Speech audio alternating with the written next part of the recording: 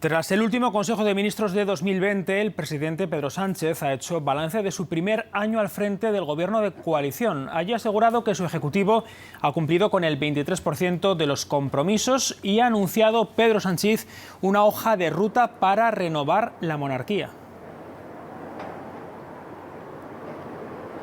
Sí, dice que está trabajando con Zarzuela para una renovación vinculada con la ejemplaridad y la transparencia, y pocos detalles ha dado más, solo que esa hoja de ruta se irá conociendo paso a paso. En cuanto al balance de un año marcado por la pandemia, Sánchez asegura que la pandemia no ha afectado al programa del Gobierno, más bien lo contrario, asegura que lo ha acelerado y ha reforzado el Gobierno de coalición. También ha criticado la actitud de la oposición, dice que no ha sido posible una unidad de acción porque la oposición apuesta por el miedo y el pesimismo.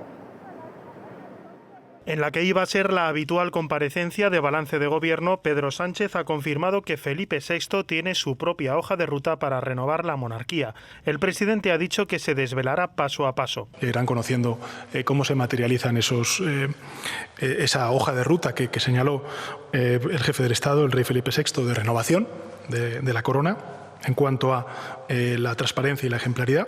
Pedro Sánchez ha dicho que este ha sido el peor año en décadas, pero asegura que la pandemia no ha frenado al gobierno, todo lo contrario. Una pandemia que ha sido la mayor calamidad de estos últimos 100 años en España, en Europa y en el mundo, creo que el gobierno sale más fuerte, es un gobierno que sale más unido y que tiene muy clara cuál es la hoja de ruta para los próximos 3 años. Es una hoja de ruta de modernización.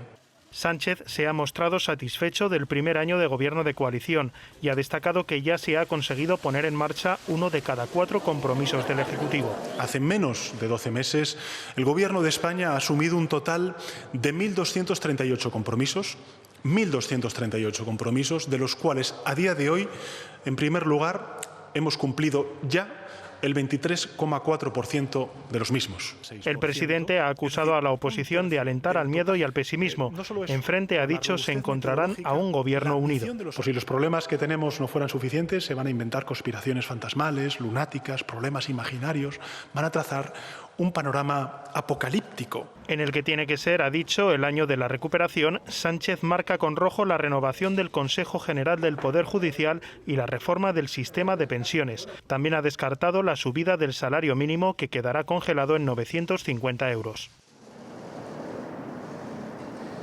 Visión muy distinta de ese balance es la que tiene la oposición. Consideran que el gobierno ha improvisado y ha mentido durante su gestión de la pandemia. Gobierno de la mentira, dice Vox. Ciudadanos apunta a que serán los españoles quienes juzguen la gestión del Ejecutivo, y el PP habla del peor gobierno de la democracia. Por cierto, que Pablo Casado asegura que apoyaría esa posible ley de la corona siempre que la monarquía saliera reforzada y que no se tocara la Constitución.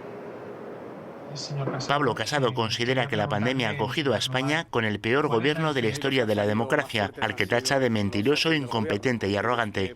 Se ofrece a apoyar una ley de la corona siempre y cuando sea para reforzarla. Si el gobierno plantea el reforzamiento de la institución frente a los ataques de sus propios socios, nosotros estamos de acuerdo en que eso se haga y así no hay más discusiones. Santiago Abascal califica el balance de Pedro Sánchez de propaganda y le acusa de hacer de la mentira y la traición su forma de gobierno.